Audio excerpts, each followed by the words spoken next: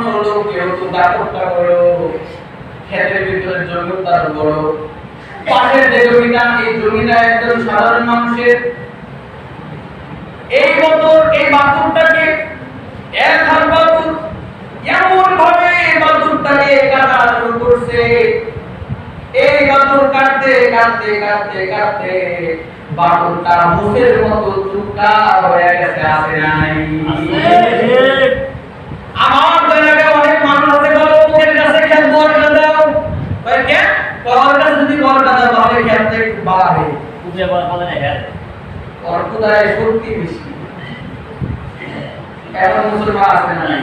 এখন কুদালে যখন আপনি যে আরেকজনের যে একটা সিস্টেম করে নিজের বানাইবার চাইলেন, বাতুদা বানাইবার চাইলেন বড় করে, ওই সময় যদি আবজাই আছে দেহ থেকে প্রাণ বাকি বের করে নিয়ে যায়, তখন কি করবেন?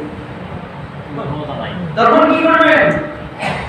এই জন্য মরতে যেতে হবে, প্রস্তুতি নিয়ে থাকতে হবে যে আমি যখনই মরি মুসলমান হয়ে মরবো, ইমানদার হয়ে মরবো। মনে থাকবে?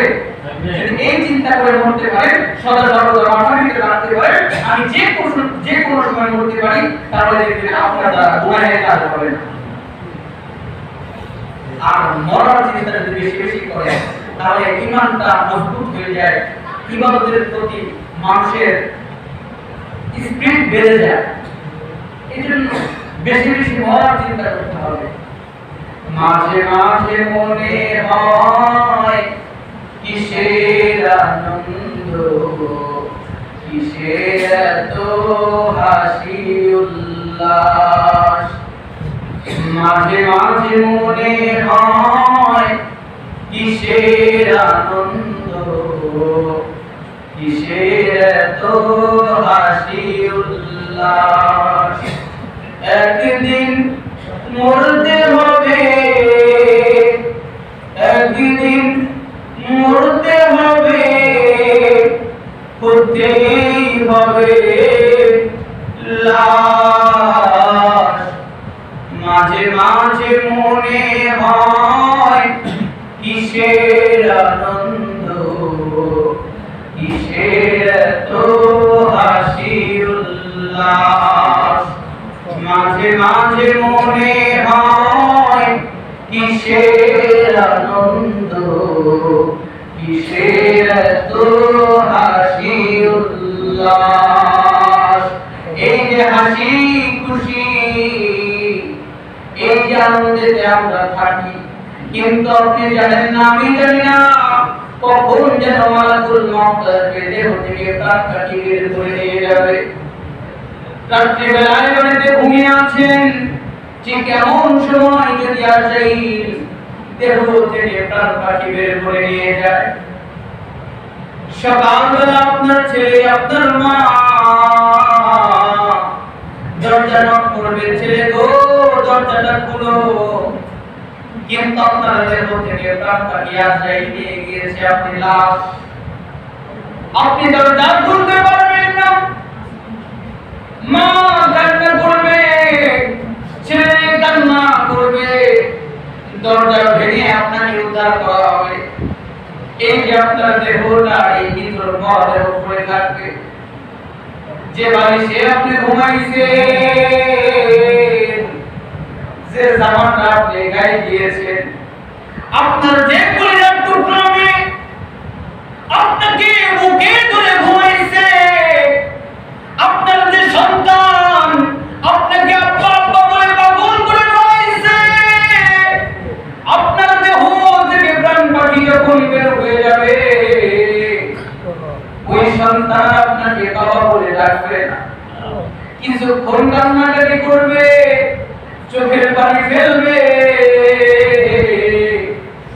অনেকে এখানে উপস্থিত আছে, মা তাকে হারাইছে, বাবা তাকে হারাইছে, চোখের সামনে যখন মায়ের মাথার উপরে আছে, একজন সন্তান কিভাবে সহ্য করে থাকবে? মায়ের পাগল সন্তান গুলো ঝরঝর করে চোখের পানি ছেড়ে দিয়েছে, আমার মা তো দুনিয়াতে নাই, কে আমাকে আদর করে খাওয়াবে? রাত্রিবেলায় কে আমার খোঁজ খবর নেবে? সন্তান যদি বাইরে যায়, সব মানুষ আরামে ঘুমিয়ে যায়। কিন্তু বাড়ির দরজার কাছে একজন মানুষ ঘুমায় না, তিনি হচ্ছে আমার আপনার মা।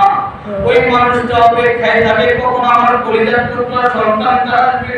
রাস্তা দিয়ে আসার সময় যদি সন্তানের কোনো বিপদ হয়, এই মা যেন কার যেন দুনিয়া থেকে চলে গেছে, বাবা দুনিয়া থেকে চলে গেছে।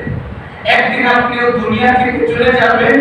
আপনার দেহে যে কাপড়টা আছে, এই কাপড়টা আপনি যদি মরে যান, দেখবেন এই দামি কাপড় আর কেউ পরবে না, বলবে এটা মরা মানুষের কাপড়।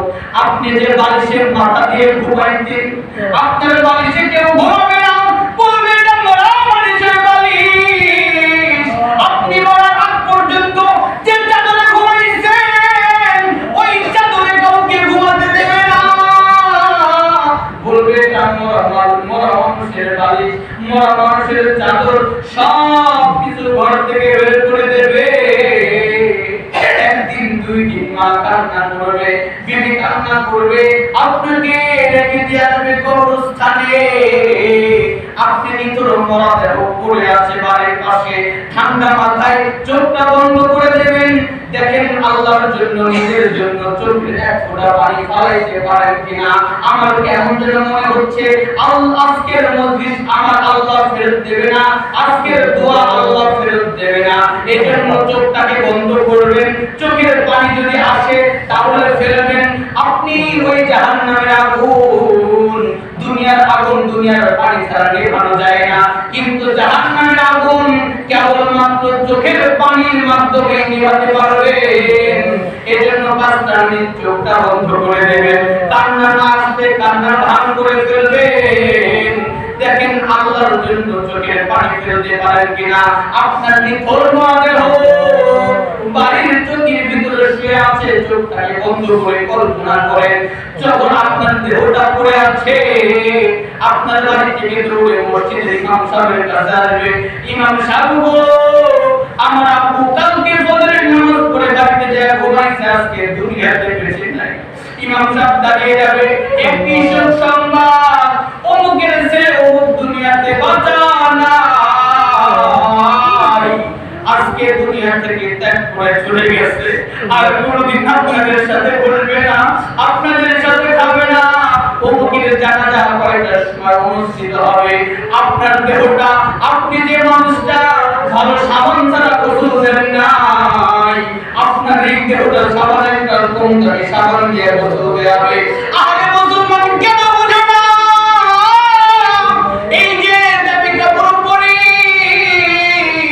এই দেহ থেকে প্রাণ পাখি বের হয়ে গেলে আর আমাকে দামি কাপড় পরাবে না, সাদা কাপড়টা পরাবে, আমাকে যে সাবান দিয়ে গোসল করাবে, হতে পারে ওই সাবানটা আমাদের এই কুলাইল বাজারে চলে আসছে, আপনাকে আমাকে ওই সাবান দিয়ে গোসল করানো হবে।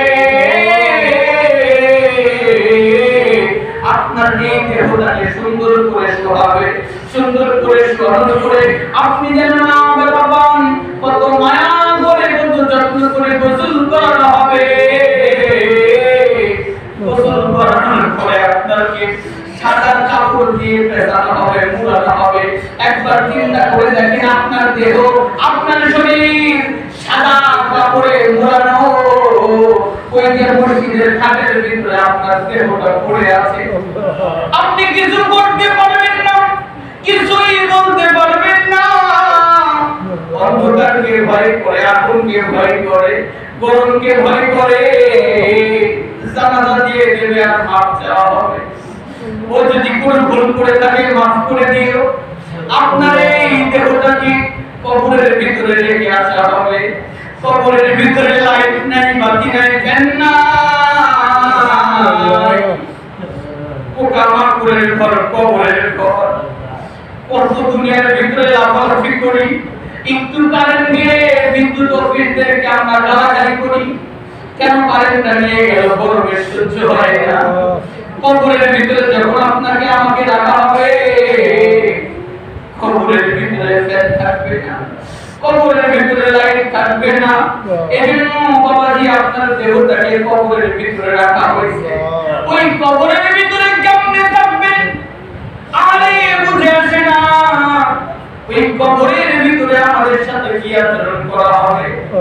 কবরের ভিতর আমাদের সাহায্যকারী কেউ থাকবে না। কবরের ভিতরে আমাদেরকে কেউ সেই উদ্ধার করতে পারবে না। রাত্রি গভীর হয়ে গেছে, বাড়িতে সন্তানদেরকে নিয়ে ঘুমাবেন।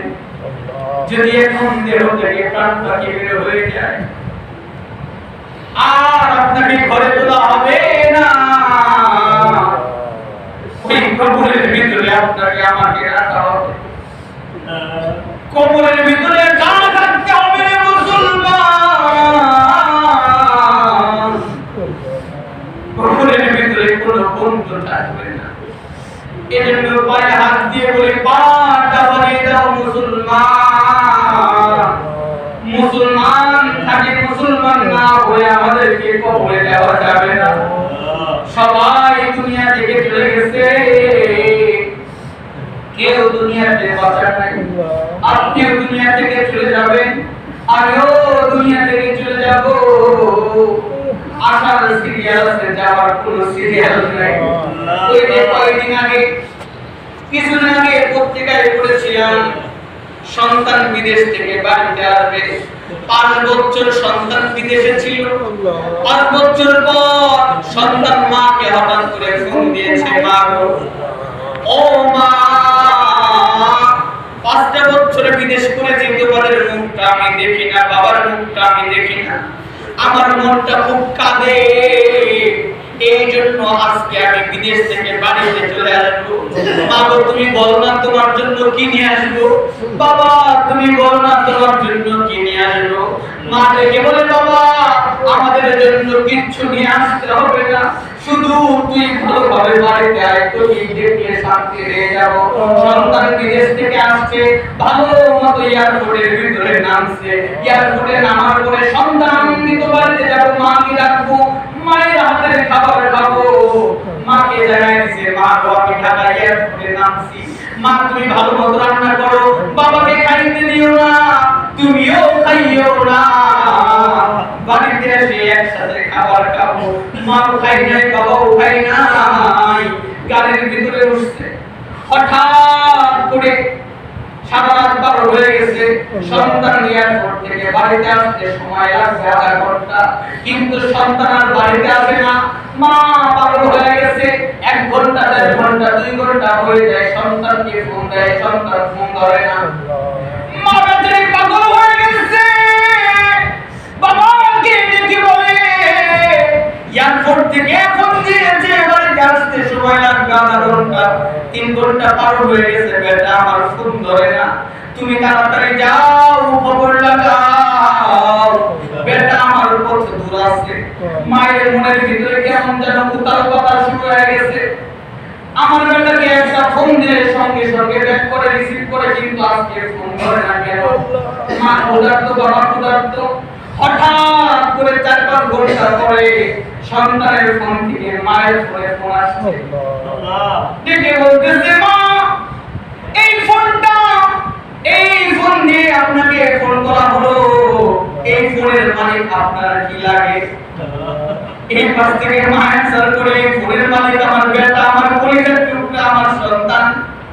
ওই পাশ থেকে কান্না বিজড়িত কণ্ঠে ডেকে বলে, বলুন, আপনার পাশে আপনার কোন পুরুষ মানুষ আছে নাকি? বলে, হ্যাঁ, আমার স্বামী আছে। বলে, তার কাছে ফোনটা দেন, কেননা মা জননী এতটাই দুর্বল, সন্তানের কষ্টের কথা শুনে কোনো মা সহ্য করতে পারে না। বাবার কাছে ফোনটা দিয়েছে, ভাই বলো কি সমস্যা হয়েছে, আমার সন্তান কোথায়?